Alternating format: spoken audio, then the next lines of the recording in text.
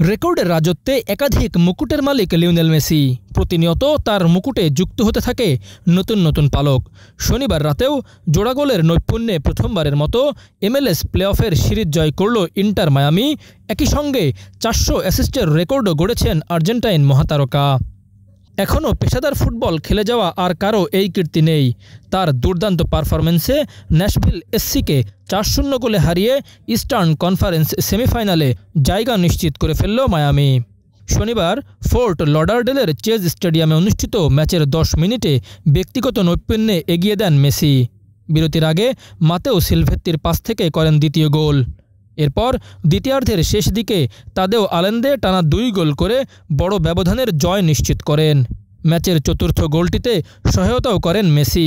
এটাই তার ক্যারিয়ারের 400তম অ্যাসিস্ট। মেসির আগে 400 অ্যাসিস্ট করা ফুটবলার শুধু একজনই, হাঙ্গেরির কিংবদন্তি ফেরেঙ্ক পুসকাস। তার ক্যারিয়ারের মোট অ্যাসিস্ট 404টি।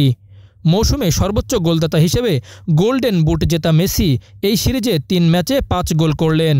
ন্যাশভিলের বিপক্ষে MLS ক্যারিয়ারে 7 ম্যাচে তার গোল সংখ্যা 12। যে কোনো MLS প্রতিপক্ষের বিপক্ষে এটাই সর্বোচ্চ গোলের রেকর্ড। এক ম্যাচ নিষেধাজ্ঞার কারণে ম্যাচটিতে ছিলেন না লুই সুয়ারেজ। তার অনুপস্থিতিতে আক্রমণভাগের পুরো দায়িত্ব যেন নিজের কাঁধে তুলে নিয়েছিলেন মেসি। পুরো ম্যাচে ন্যাশভিলের 11টি শটই দারুণভাবে সামলে ইন্টার মায়ামিকে ক্লিন শিট উপহার দেন গোলরক্ষক রোকো রিওস নোভো।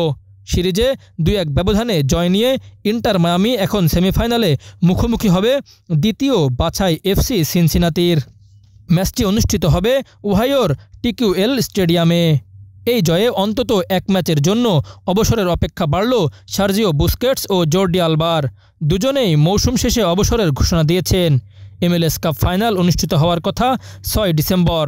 ফিলাডেলফিয়া, সিনসিনাটি বা ইন্টার মায়ামি, যে কারো মাঠেই হতে পারে শিরোপার লড়াই।